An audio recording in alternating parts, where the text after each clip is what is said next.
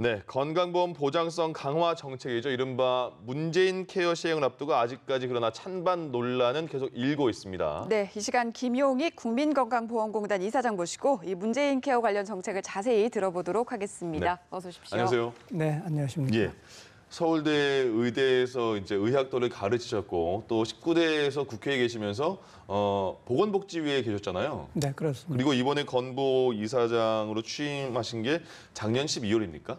1월 2일 날 취임했습니다. 1월 달에 취임하셨군요. 네네. 그러면 지금 취임하신 후에 가장 지금 이 분야는 적극적으로 추진해야겠다 하는 분야는 어떤 게 있으실까요? 네, 이제 두 가지가 있는데요. 하나는 아시다시피 문재인 케어 준비를 착실히 해야지 되겠고요. 두 네. 번째는 이번 7월 1일 날 그 건강보험 보험료 부과체계가 개편이 됩니다. 예. 그래서 이제 보험료 조정이 이루어지는데 그 준비를 지금 하고 있습니다. 가장 지금 관심이 뜨거운 두 분야군요. 네, 예. 그 국민들이 굉장히 관심이 많으신 분야죠. 예. 처음으로 꼽아주신 문재인 케어, 대략적으로 어떤 내용인지 좀 소개 부탁드릴게요. 네, 이제 국민들 입장에서와 의료인 입장에서 간단히 설명을 드리자면 네. 국민들 입장에서는 보험의 보장성이 대폭 확대가 되는 것입니다. 그래서 지금 63% 정도 되는 보장성을 예. 70%로 올리게 되고요. 네.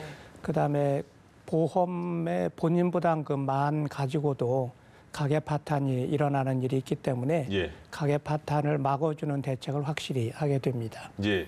그리고 이제 의료인들 입장으로 보자면 이제 방식이 비급여로 남아 있던 그런 그 진료 행위를 이게 말하는 게 이제 보험에 적용이 안 되는 걸 말하는 거죠. 그렇죠. 보험 예. 밖에 있는 보험 네. 적용이 안 되는 그런 의료 서비스를 전부 보험 적용을 하게 하거든요. 예. 그러면 이제 의사들도 건강보험 하나로 진료를 해야 되기 때문에 네. 수가 체계를 전면 재조정하게 됩니다.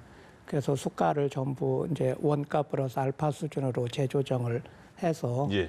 이제 건보 수입만 가지고 병원들이 운영을 할 수 있도록 그렇게 수가 체계를 개편하게 됩니다. 예, 지금 의사 쪽의 그런 궁금증은 조금 이따 저희가 다시 질문을 드리겠습니다. 그러면 이제 조금 더 구체적으로 들어가서 문재인 케어라는 것에 우리 국민들이 가장 관심을 가져야 할 만한 핵심은 뭐라고 할 수 있을까요? 그러니까 지금까지는 그 비급여가 남아 있기 때문에 네. 이제 법정 본인 부담금하고 비급여하고 합쳐서 그게 굉장히 부담스러울 때가 많았거든요. 예. 그래서 큰 병에 걸리면 돈이 많이 나간다 이런 거죠, 한마디로. 그렇죠. 예. 굉장히 많이 나가게 되는데 그 부분이 늘 문제가 되었습니다. 네. 네. 그런데 그 부분이 이게 그 풍선 효과가 있어서 예. 설사 지금 급여 확대를 해줘도 풍선 효과 때문에 비급여가 자꾸 팽창을 하게 됩니다. 네. 그 최근에 우리 공단에서 2016년도에 자료들을 분석을 완료했는데 예. 거기 보면은 놀랍게도 그 이제 박근혜 정부에서 4대 중증 질환 급여 확대를 했잖아요. 네. 네. 그런데도 불구하고 그 보장성이 63.4%에서 예. 62.6%로 0.8%가 떨어졌습니다. 예. 그런데 왜 그렇게 됐느냐면 건강보험 안에서 혜택을 주는 진료는 11% 증가율을 보였는데 예. 그 비용이 이 비급여는 17% 증가했어요.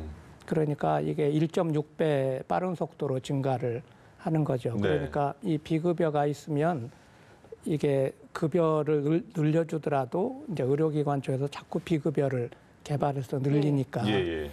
그게 이제 소용이 없게 되거든요. 그래서 우리 그 참여정부 때 한 네. 63% 정도, 3~4% 보장률을 만들었는데 그 보장률이 지금 10년째 변동이 없어요. 예, 그러니까 63%의 보정률이라는 거는 이제 건보료에서 국가가 제정하는 부담이 63%, 그렇죠. 그리고 일반 이제 환자가 제공하는 게 나머지 36%를 7%다 부담하는데 그런 거죠. 그 보장성이 개선이 되질 않아서 예.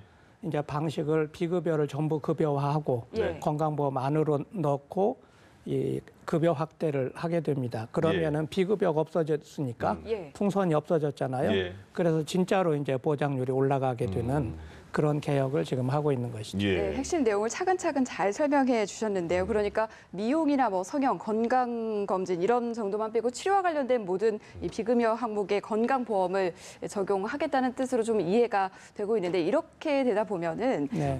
아무래도 의료 소비 자체가 늘어서 재정 파탄나는 것 아니냐 이런 우려의 목소리도 나오고 있거든요. 여기에는 어떤 답변을 예, 이제 주시겠습니까? 그런 거를 다 예측해서 예. 이제 재정 계산을 한 것이고요. 예. 근데 이제 의료 서비스가 그 수요가 늘어나는 것은 좋은 측면이 있고 나쁜 측면이 있는데 네. 좋은 측면은 지금까지 그 건보 혜택이 적어서 사실은 치료를 해줘야지 되는데도 불구하고 그게 공급이 안 됐던 그런 의료 서비스도 있거든요. 예. 그러니까 쉽게 얘기해서 너무 돈이 많이 들어서 할 수가 없었던 예. 그런 부분은 늘어나는 게 좋은 거죠. 그래서 그거는 문재인 개혁 목표가 그런 필요한 거는 필요한데도 못하던 건 하게 하는 건데 이제 반대로 필요한 만큼 충분히 공급이 됐는데 값이 싸지니까 더 늘어나는 부분 그런 부분이 있을 수 있는 거죠. 예. 이제 그런 부분을 억제하기 위해서 이제 여러 가지 규칙도 정하고 그 예. 모니터링을 해가면서 예. 일정한 이제 그 조치를 취하기 때문에 예. 네.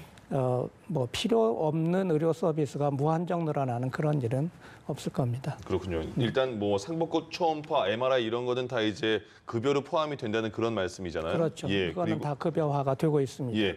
지금 OECD 평균을 보니까요. 국가에서 한 의료비의 80% 정도를 내주고 나머지 20%만 환자가 내는데 우리는 아까 말씀하신 것처럼 현재가 국가에서 한 63, 4%를 내주고 나머지를 이제 환자가 부담하니까 네. 그 비율을 좀 늘려준다는 건데 그렇게 되면 국민들은 그 다른 보험 말고 건강보험만으로도 그럼 의료 서비스를 받을 수 있다 이렇게 생각해도 되는 겁니까? 아니면 좀 아직 그렇죠. 좀 이릅니까?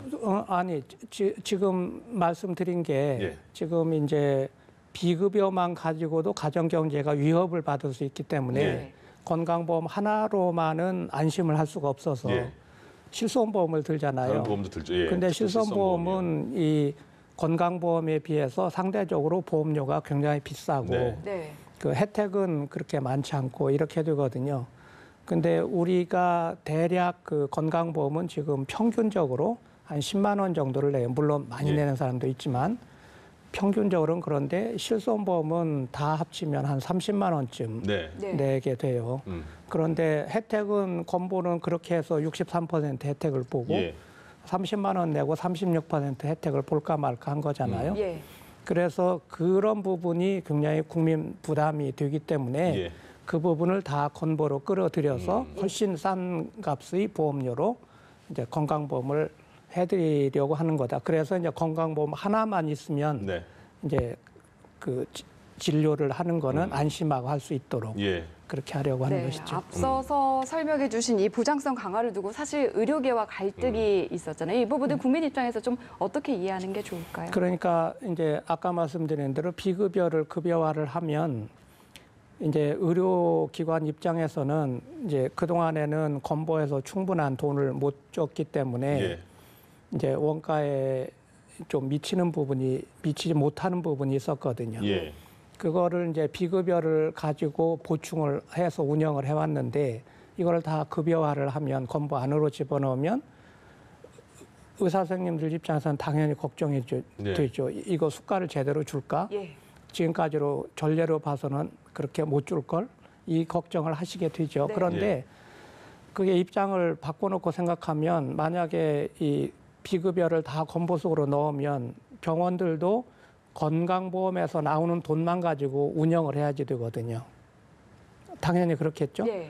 그러면 국가에서는 당연히 원가보다는 조금 남는 그런 수가를 주지 않을 수가 없는 거죠. 만약에 그렇게 안 해주면 전국의 병의원들이 다 문을 닫게 될 거잖아요. 예. 근데 그렇게 할 수는 없기 때문에 이 전면 급여화를 하게 되면 네. 건강보험 하나로 병원 운영을 해야 되기 때문에 네. 병원 운영을 할 수 있을 정도의 수가는 정부가 줄 수밖에 없다는 예. 거죠. 그럼 끝으로 의사 쪽의 입장을 짧게 한번 질문을 드려보겠습니다. 의사협회는 재정 보장 없이 이렇게 계속 이런 식으로 진행되면 진료의 질이 떨어지고 치료 횟수도 제한될 것이다. 그러니까 질적인 치료 문제를 지적을 했거든요. 어떻게 답변하시겠습니까? 짧게 부탁드릴게요. 그러니까 건보 안으로 모든 게 다 들어오면 네. 그 마찬가지로 그 부분도 의학적으로 필요한 부분은 하게끔 해줘야지 되는 거거든요. 예. 그러니까 그 필요한데도 못하게 될 거다. 그렇게는 지침을 만들 수가 없습니다. 기준을. 당연히 의학적으로 필요한 만큼은 예. 하게 해줄 수밖에 없죠. 그러면 국민들 혜택을 못 받잖아요. 예. 그냥 그렇게는 할 수 없기 때문에 그런 부분은 합리적으로 조절이 된다고 말씀드리겠습니다. 알겠습니다. 네, 지금까지 문재인 케어의 주요 내용을 김용희 국민건강보험공단 이사장과 함께 짚어봤습니다. 오늘 말씀 여기서 정리하겠습니다. 고맙습니다. 네, 감사합니다. 예.